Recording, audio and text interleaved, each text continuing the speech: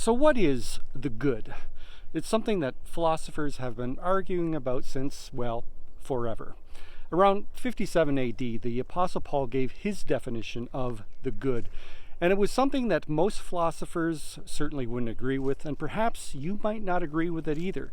So I guess you shouldn't watch the rest of this video then.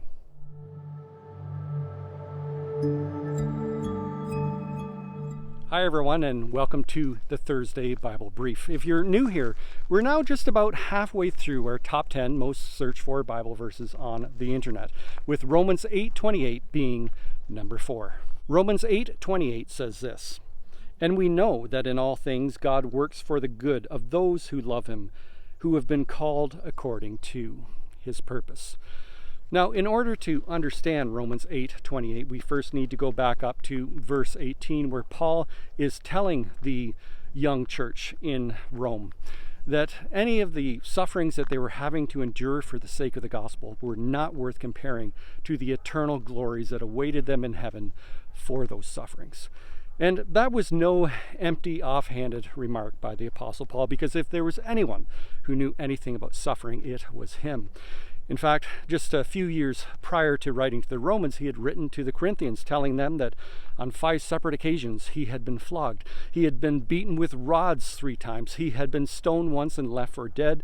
He had been shipwrecked. He had been thrown into prison multiple times. If there was anyone who knew anything about suffering, it was him. And yet Paul said that any of those sufferings were not worth comparing to the reward that he would receive once he got to heaven. So what then is the good that Paul describes here when he says that God works for the good for all of those who love him? Well, unfortunately, because we live in a materialistic culture, some interpret this verse. Some think that the good is, well, it takes some materialistic form, that the good is God blessing us with a bigger house, a bigger paycheck, a nicer car, what have you.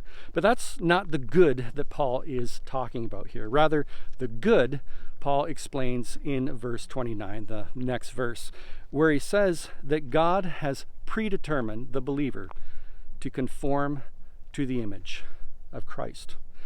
That's the good that Paul is talking about. The good is that God's Spirit is working in us to be more and more like Jesus every day.